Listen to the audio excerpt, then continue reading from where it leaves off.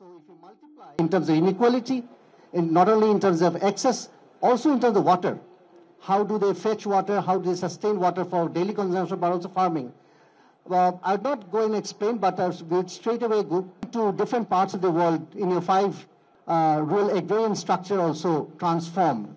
This conversation obviously will bring in Bangladesh as a case study, as a point of reference, but not necessarily to focus on Bangladesh, because this is a global conversation.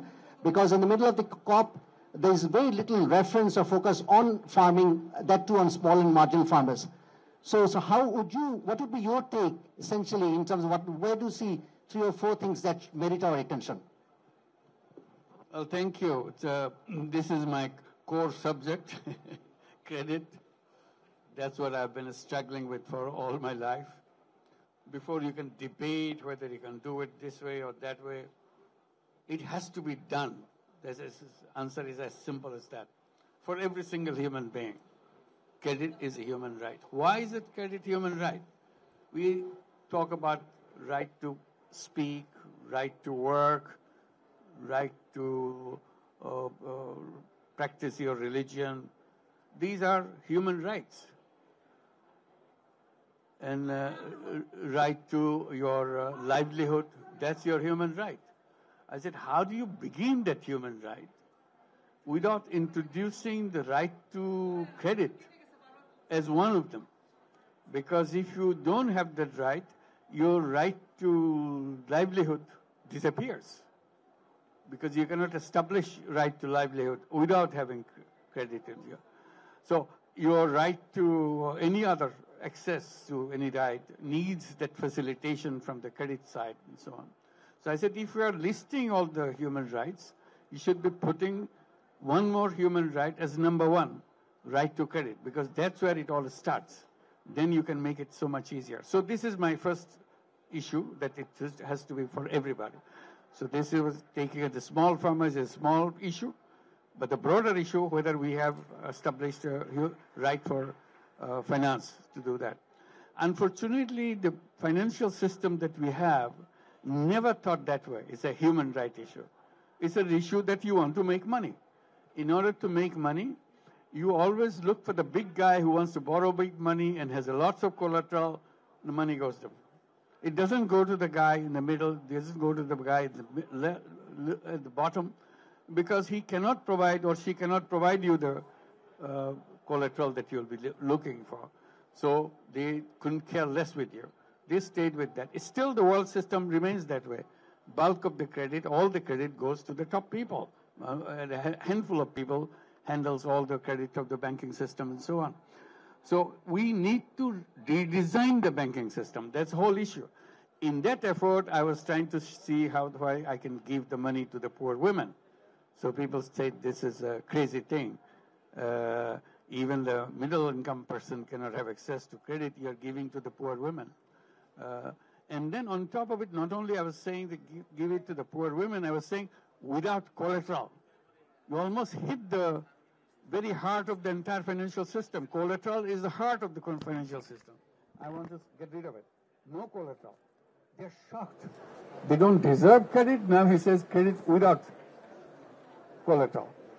But he did that. It worked. Today it became very famous all over the world. Microcredit, they even gave me a Nobel Prize for that. So it's established. So the question of addressing this particular segment in the agricultural sector should be resolved in that spirit, that it can be done. You have to redesign the financial system itself. Old style of financial system will not work. Today, all you have is a card. That's all. That will entitle you to all the transactions that you want to make with any financial institutions. It will be, as I said, this human right is the establishment of that human right. This little card allows you to transact and so on, as long as you follow the rules. If you don't follow the rules, there are things that the system will work with you to make sure you go back to the rail again, you start running again. So that's what the financial system should be. Whether it's a small farmer, whether it's a farm worker, it doesn't matter. Worker has a right too. He can have this entitlement card for him or her to make that. And we emphasize the women, 100% women. That's what we did. It kind of defying all the norms. They will not touch the men. because man is the only person who can transact with an institution. We said, forget about man. We go straight to the women who never saw in an institution in her life. And it worked. In Bangladesh, people ask question, will it work in other countries? I said, if it works in Bangladesh, I can guarantee you it will work in the rest of the whole world.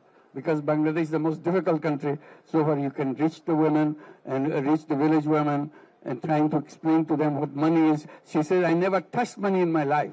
So that's where our starting point is. She's arguing that, no, don't give it to me because I never touched money in my life.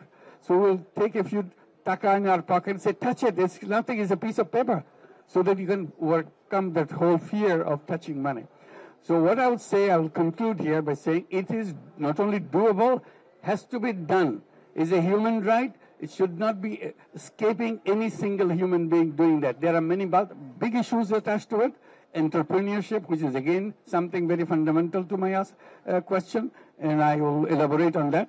But credit is the starting point for everybody. Thank you so much. And it shows that between Asia and Africa, basically we're looking at 70 to 80%, including sub-Saharan Africa, it's over 80%. Basically, they're the ones who are holding the natural resource base. So I think when we are in COP, there are possibly 2-3 connects which should connect between the agriculture, farming, and climate change. One is that we are talking of the erosion of the natural resource base, which is soil, the natural capital. And it is the small and marginal farmers who actually hold it up. So when we talk of excess, Prince Jaime, and looking at Netherlands, I need not say why. Not only that Netherlands is a leader in global agriculture, not only in terms of trade, also in agri-tech. Riaz was the ambassador of Bangladesh in the Netherlands and became a very good friend, not just to me, but to so many people. An incredible connector, and he brought now us together as well. And it's such an incredible honor to be with you, Dr. Yunus, such an inspiring man in the world that shows that change can happen and you can empower people wherever they are and change the system. So that's your story is an important marker of our generations. And Bangladesh, you are a delta, we're a delta, and we've been collaborating. We've been learning from you as how you manage your delta. You're learning from us how we manage our delta. We're exchanging a lot of information and technology and ways forward. And every delta is different because of the people living there and how they live in the culture. So not one solution fits all, but still that's why we can learn a lot from each other. Now you said how many people are smallholder farmers? 500 million smallholder farmers. It's 1/3 of the global food supply. So this is an essential sector that is feeding us, that we're neglecting. So I think it's quite important. They live in poverty. There's inadequate access to land, inputs, credit. They have limited ability to invest, to increase profits or livelihoods, and often live in marginal lands that are extremely sensitive to climate change. So 1/3 of the global production of food is at risk of climate change. And the best form of adaptation is having an income and having a society be able to do adaptation in a collaboration. But that works with an economic income. So we need to focus on that and make a difference. And you were saying about climate tech. So the farmers, and that will be very interesting also hearing Dr. Yunus, it starts, and that's what I've seen reading about Bangladesh and other parts of the world. But you have already a digital ID as well, even for a lot of citizens, and bank accounts. So if aid needs to come, it can be mobilized quite fast. And credits was the start of this, to create a financial vehicle to the people. Now we need to increase the financial vehicle towards the smallholder farmers. And there's a couple of things holding back the finance. One is that the banks won't lend to poor people, as you've noticed before. Therefore, also not to smallholder farmers. They think it's too risky. They don't know how to assess the risk of a big group of people. So how do we de-risk? What we do in the Netherlands, in mostly in Africa, but we can do it elsewhere as well, is to finance guarantees to banks, so that they'll start to invest into the agricultural sector. Then they realize that the risks are not that bad, and then we realize that now the loans from the same banks are going without the guarantee. 1 acre fund, which we don't only give loans, but we also risk capacity, and it's the biggest insurance in Africa, and insures smallholder farmers throughout Africa on climate risks. And if you have that, then the farmers don't need to keep a buffer to be their own guarantee, and they can invest that buffer because there's a guarantee. You can attract loans, etc., and they become bankable as well. And we're supporting CGIAR, which I hope might join this dialogue, maybe not. But CGIAR, oh yeah, sorry, there we go. You have several hats, but and so this, well, you'll talk more about it.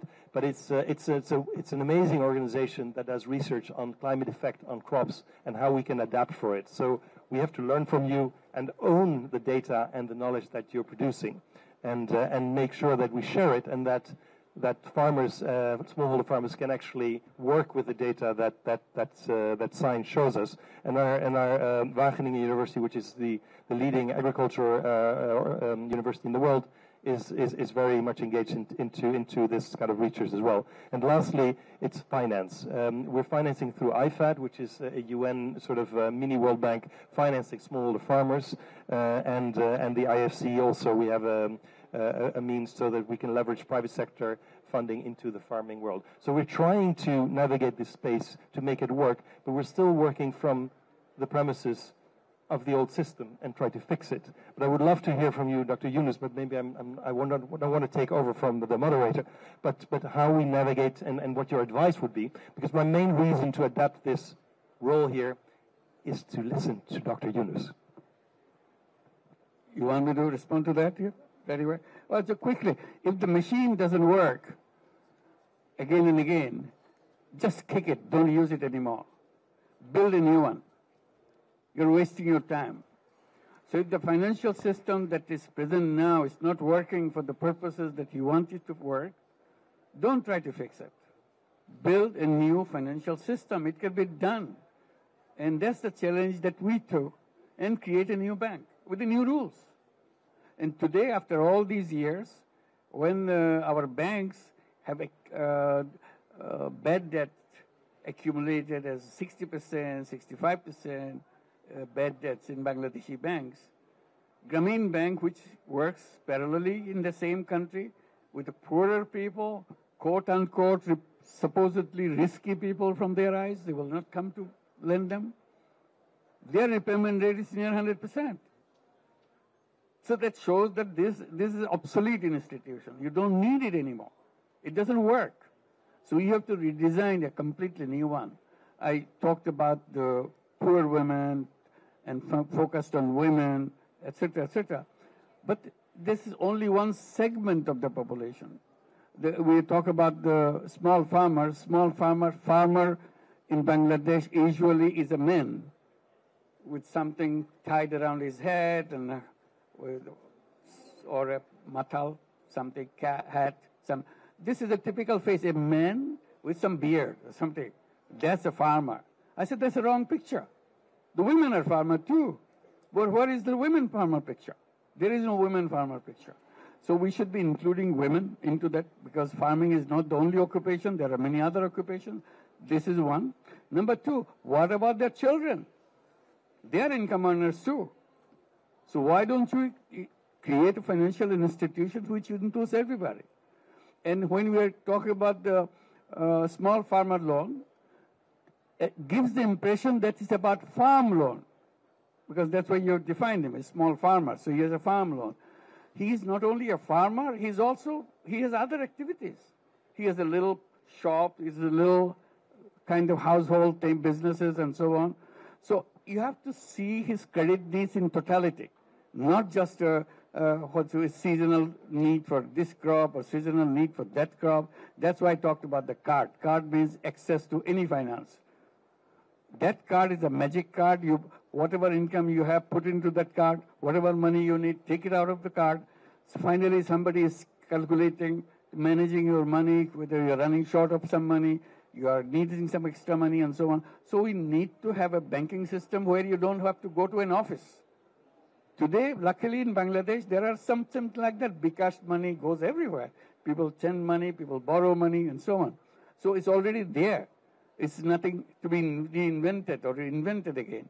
So this is the kind of thing. We have to find a banking system completely different than having a big signboard, big office, big lobby, and so on. That's the wrong way of talking about businesses, banking. That banking is for the rich guys, big guys, and so on. They feel comfortable, they feel safe coming to that bank.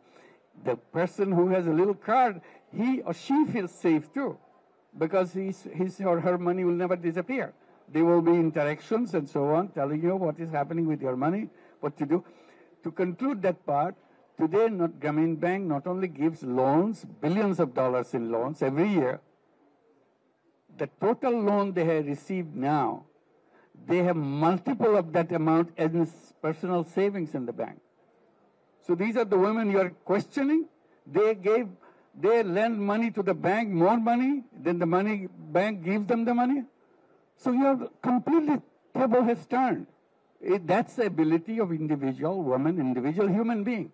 It's not a woman, it's a human being. We have all the traits, all the characters, all the potentials of doing things on their own, provided we create the right kind of institution and right kind of policies. That's the need of the day. That's where you can integrate all these issues, climate and everything else, what we are talking about here in this ceremony, in this occasion. Thank you. How would you take in terms, because it's not to talk about the grand strategy or the policy corrections, but in terms of bringing some illustration of possible correcting the ground, because you know the ground, what would be your take? Thank you so much for the invitation to be here, Your Excellency.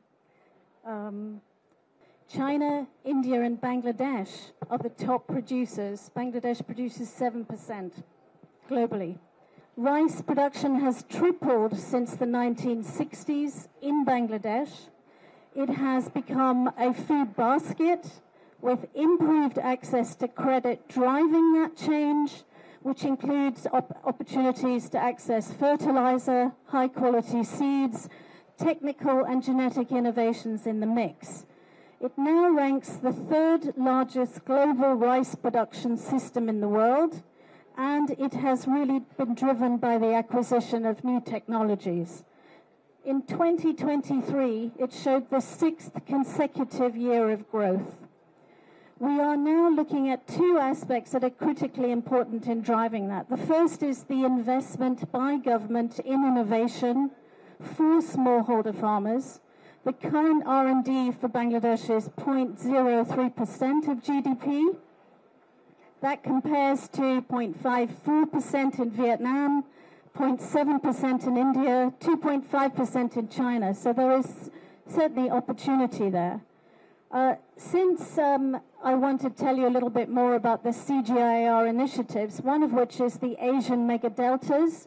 In fact, Wageningen University has been very critical in that mix, and that combines, it is women in the context of Bangladesh that have also adopted mixed farming to complement cereal production, including cows, goats, poultry, fish, and vegetable production, driving improved nutritional diets for the poor. Transferred. So Bangladesh has actually contributed 10 varieties to the Indian rice production system. And this has really revolutionized the opportunity to access seed. We're working with rice in the context of climate change. Bangladesh is highly susceptible to flooding, salinity, submergence, and we are actually using opportunities such as artificial intelligence in mining gene banks. We have the largest gene bank to accelerate innovations reaching farmers in rapid time. Okay. That's our greatest contribution in the next 5 years to ensuring self-sufficiency. Right. We'll come back to you, but sir, this has been the point that I purposefully said, that when we look at finance on a standalone basis, I think the conversation do not move a little more. But in contemporary times, we have seen that when we bring in the digital applications, bringing AI, for example, or IoT, in Hyderabad, Indian state of the southern state of I think Andhra, formerly Andhra, they now have in their lands, small farmers, sir, 15 million IoT devices. As a result, the economics has changed considerably. As a result, the impact on the cost of finance or the need for finance has also significantly been impacted. Possibly in the times that we are in, because if you are to see in the intersection of climate change, vulnerability addressing and all, we may have to think, because we have things within our reach. You said in the UNGA, for example, in terms of unlocking technology. Would you come in possibly? Yeah. If you can introduce yourself. Yes, I'll stand up so you can hear me a bit better. I'm Joram Schraven, Director of the Impact Department at FMO, the Dutch Development Bank. And FMO has significant presence in Bangladesh for 2 decades now. Absolutely, absolutely we do. So as a development banker, I have to say I was very happy to hear you say that credit needs to be a human right. I really believe that we need that kind of moral energy to have a chance of achieving the SDGs and also the climate goals that we're setting here together. And I also agree with you that there is a lot of work to be done in the financial sectors across the world before we get to that point. Now, to actually solving for access to finance for small-scale farmers and redesigning the financial sector, I would say we kind of need action at 3 levels. So the first one in countries like yourselves, because I think Bangladesh is actually quite advanced in terms of its financial sector, in terms of accessing small-scale farmers, in part because of all the inspired work that you've been doing. So in those cases, we can actually work through the local financial sector to get the job done, which for us, coming from the Netherlands, is of course the preferred way to go, because we can't go and finance small-scale farmers directly from The Hague. Now, where that doesn't work, we are also, and we can go into a few examples later, but we are starting to actually try and access kind of revolutionary players in the fintech and agtech type space that operate just on a completely different model from traditional banks, and we think that's a pretty promising way forward as well. And where that doesn't work yet, where there's no local players, we're trying to innovate and really redesign the financial kind of interventions almost at the meta level in the West, and we've been very fortunate with the Dutch government actually, who have a lot of time for creative solutions. So examples there are the IDH Farm Fit Fund, where the Dutch government came in with a kind of first loss, taking the initial risks, and then FMO and others have financed as well. And that's a fund that's really aimed at coming up with creative solutions in various markets where financial sectors haven't made this kind of evolution yet, to actually resolve matters. And the Dutch Fund for Climate and Development is another such kind of meta-innovation that FMO set up, and we work together with SNV, which is an NGO, so it's also a very creative partnership. And again, the Dutch government there has come in with first loss money to help take some of the risk. So these are the meta level, are some of the interventions, and we can unpack that a bit later, but I'll hand back to you. Specifically, if I speak about our climate change, since we are sitting in the COP29 venue, we must look at the adaptation plan, the global adaptation plan, and the Bangladesh, what Bangladesh has done. We have developed our adaptation plan back in 2022, where food security is one of the important area, and it is there that technology already discussed that farmers should have access to the latest technologies and the information, the latest risk information. If we look at what has happened in 2024, we have developed a NAP back in 22, but within 2 years, the lot of context has been changed. So the scenario, the simulation we have done to prepare NAP, it is already changed. So glacier melting, due to glacier melting and other extreme heat wave and other thing, we have faced 4 consecutive floods in hill tracts areas and the areas, districts where never flood occurred. So this is the scenario in Bangladesh, and our farmers are not aware and informed about the science, what climate change is, and what threats it is bringing, and what COP29 is doing. More than 40,000 people we have flown away from different countries, and we all making carbon footprints, and they will bear the toll if we fail to get an optimum output or result from this COP. So this is the situation, but they are not informed. They are not aware what is happening in this world. So if we talk about their rights, they must have the rights to know what is happening, what is science is saying. So with financial inclusion, we believe that information is also right.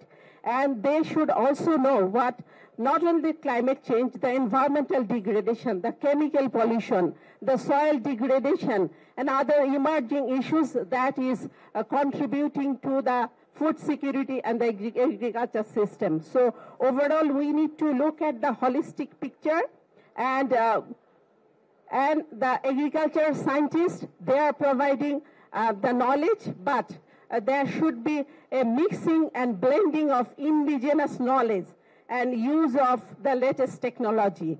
And in our NAP, we have a lot of provisions, but due to the competition of resource scarcity and in terms of allocation in the budget, we all know that they are not a good bargainer and can't ensure the allocation for the cause of the farmers. So we would urge to look at the NAP and the emerging scenario and look at their farmers' task as a rights perspective, not... Yes. Is there something that you think that, what would be your take on this in breaking the deadlock? Thank you. Particularly when the Professor Prince Jaime has said about de-risking. De-risking is quite, some find it risky, but some actually shy away from that. Yes. Thank you very much. Thank you for this opportunity. Great pleasure to see you and hear you. IPS Interpress Service is an international news agency. I think it is the only news agency, and recognized very much by Professor Yunus, that our journalists go when nobody else goes. There are international news agencies, very good ones, but they don't fully focus on development issues. We do, and we are very proud of it. Our journalists are throughout the world in developing countries, so we don't fly in and fly out journalists. When there is a flood situation, when BBC comes, for example, to Bangladesh, it is our people on the ground that guide them to do the reporting. So we have people throughout the world on the ground, journalists. Even here we have a team. And one of the things that we really would like to do is take up more on these soft campaigns, credit as a human right. The situation of farmers, women farmers, 550 million stronghold small farmers are there throughout the world. The role of women in those households, in those farms, are not adequately portrayed, not because there is the desire, the lack of desire. It's more because of the opportunity the journalists do not get to go into the rural areas to report from there. At one point, we had also support from your country. We don't, but we hope that we will be able to have some kind of an agreement where we want to be talking to the rural people through rural journalists who need training to talk more about what it means to empower women, what it means to have women farmers, how much time they spend. And my experience, I worked for the United Nations International Fund for Agricultural Development for 25 years, and it was an incredible privilege to learn so much about not just the country where I was born, Bangladesh, but also the many other developing countries. So give us that opportunity, give the people who work with us, who are from developing countries. We want to walk the talk with you, where we are empowering them to tell their own stories and bring it forward. Thank you so much for this opportunity. How private sector can be motivated to go for social business, and how it can be aligned with low-emission, climate-resilient development. Thank you. I think it's the speakers at the back. My name is Saqib Haq. I'm from the International Center for Climate Change and Development. Thank you for the remarks on your speeches. I think those were some excellent points made by all of our panelists, which is about looking at not only working with communities, but bringing the leadership from communities. So the Honorable Chief Advisor's work on access to finance is vitally critical for us to make sure that we're actually providing finance to local leadership. But again, as long as finance, it should be about capacity building, making sure that local communities are the ones in leadership of their adaptation plans and taking that initiative forward. So I would please request in the deliberations and negotiations, please bring that forward. Thank you. Anyone else, possibly the last one? Hi, Professor Yunus. Jaspreet Kindra. I work for the UN. Hi, I'm Jaspreet Kindra. I work for the UN in New York for OCHA. My question is, how would you fix the climate finance here? How would you fix climate finance here? My question is, climate change and effect of human. we have no control over that. But we can control our fate by adapting to the system. One of the adaptation in Bangladesh, I can see there is frequent flooding. No, I'd request that we keep it to focus to this, because so in the beginning of this year, when there was a flooding, the first thing that happened, we had the levee system that broke down, and that caused serious flooding in the hilly area. Do we have any plan to have our levee system, better levee system, so that even if the flooding is there, we can control it? I'm a civil engineer and I'm from Texas.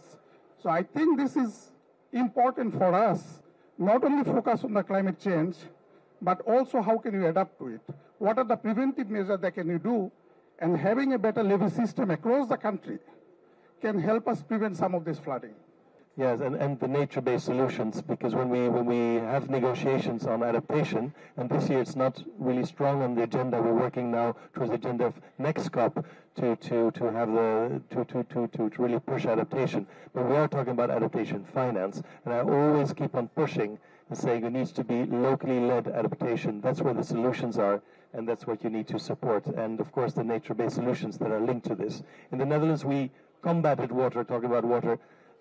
First by building dikes, and then we learned that we need to combat water, but also work with water, with nature. So we created overflow areas, which are now nature reserves, where nature can interact with man, and there's more and more breathing space for water, say, going forward. So these are local solutions that we found, and that's why we need to look globally towards local solutions that work on the ground in the area. And here, listening to the right of knowledge, the right of finance, but also organizing a society through national adaptation plans is quite important. So all these things can help eventually a farmer to become self-reliant, and we need to give the means, financial means, to be able to build up their own lives and feed themselves and the world. Thank you very much. Well, thank you. I'll just touch on some of the points raised. One was the social business that you raised about. I feel and strongly advocate the banks or the financial system, the part which is addressing the people at the bottom, should be created as social business banks. So when you say bank, you always see that they must be making a lot of money.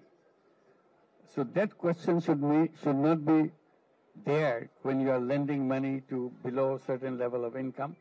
If you're above that, you want to make money, probably you do that, but at this level, you don't make money anymore. It is a social business. You do the business to solve the problem, rather than make money for yourself as a social business.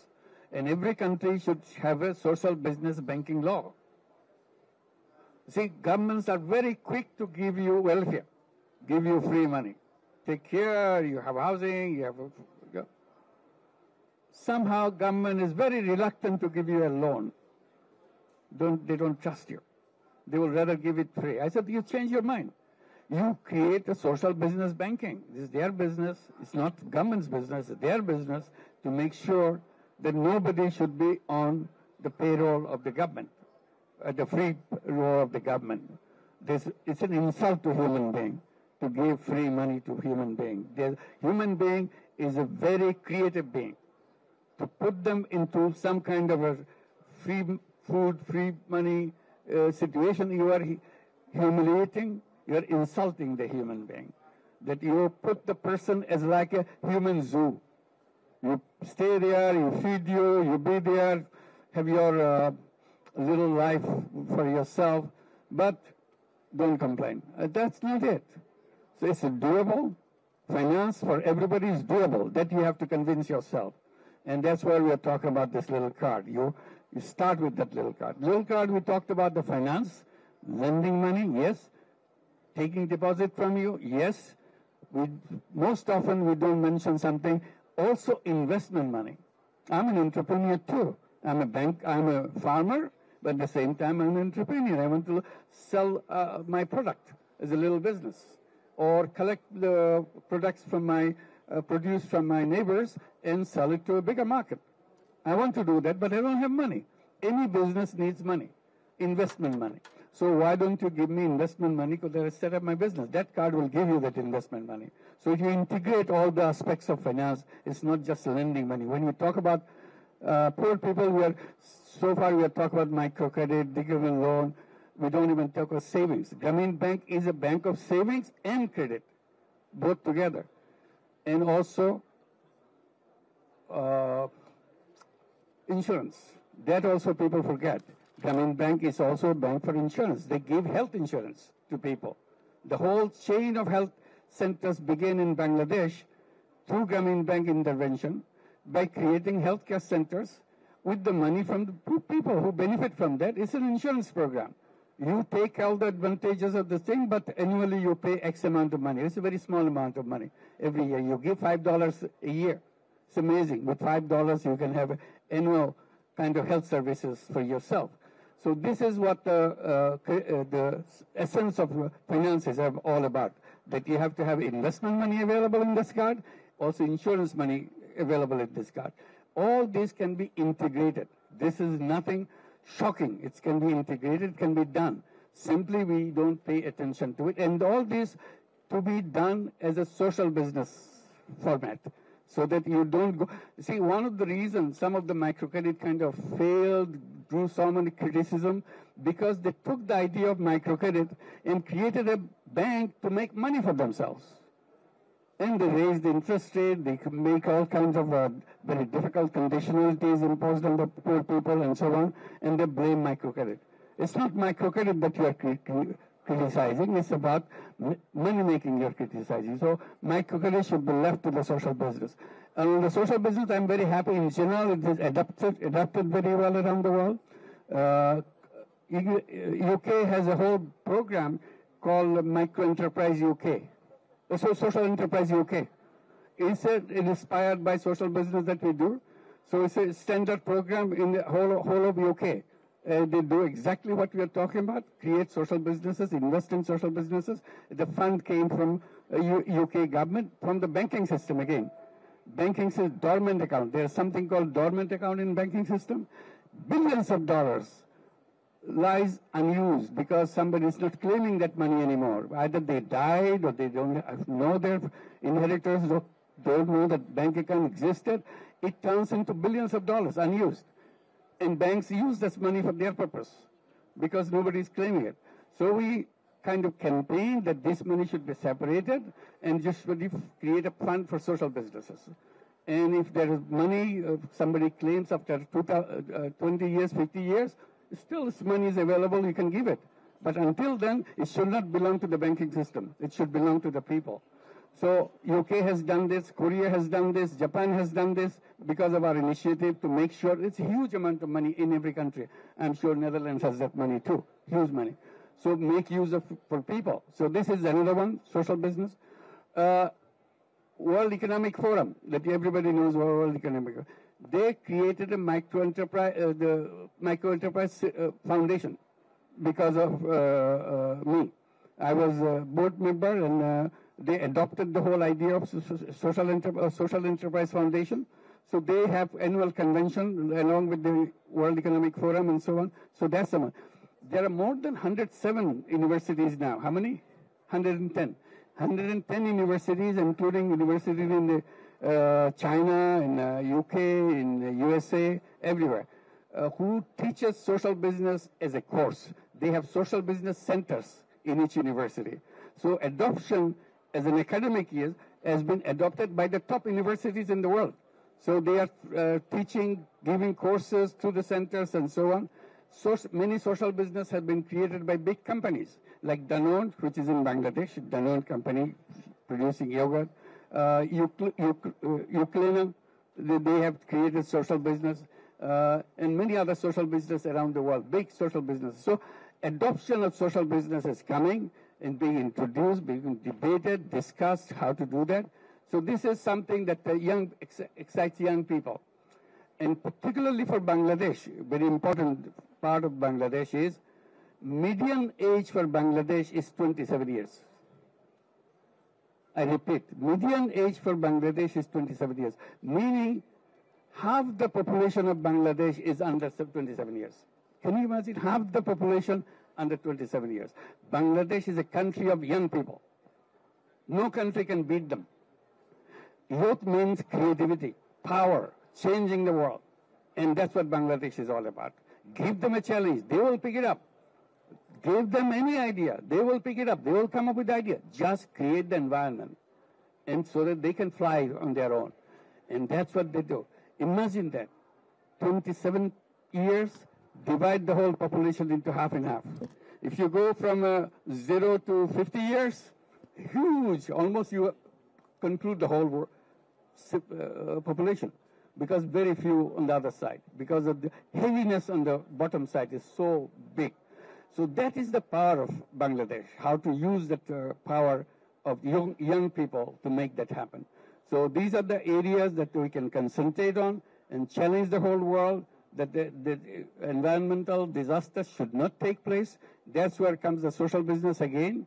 We promote that what we call 30 clubs.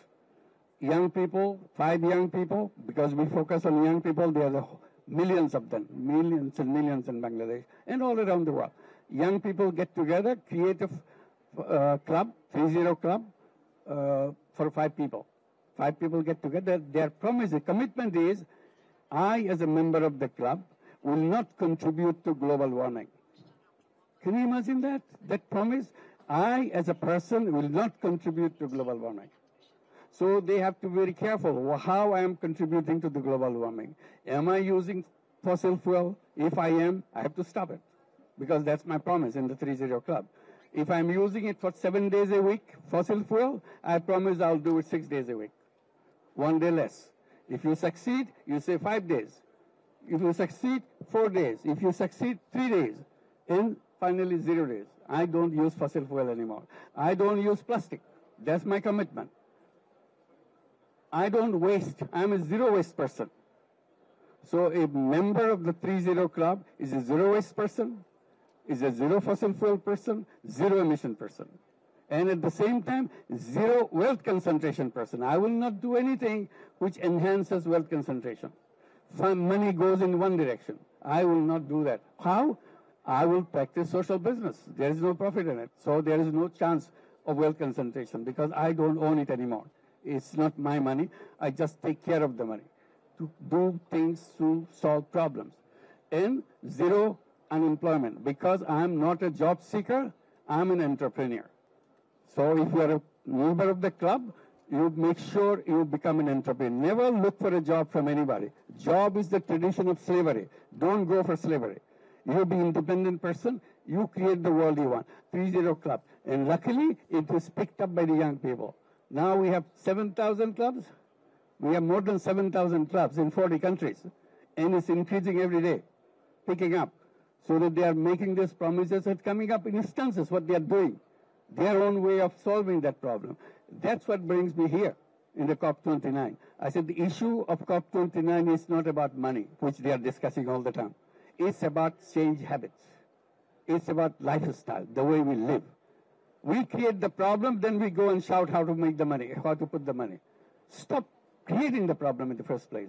Our daily life is about creating problem of everybody for the planet. So if we fix ourselves, then the world has no problem. We are the creator of all the problems of this planet, which problem this planet will not exist anymore. So we still have a window of time to save this planet by changing ourselves. That's a crucial fact that we want to communicate with the young people. They understand much better than all the big experts in the world. Thank you very much. One would dare attempt any bit of summarization. There's no need. We're not here to get fixed policies or strategies. I think we're here essentially in the middle of the COP to hear or to share reflections and to do a little bit of stretching that what possibly we can think of. On that note, let me thank you, sir, in the Bangladesh Pavilion, and thank you very much for those who contributed to the conversation and those of you who bear with us for almost 55 minutes now. Thank you.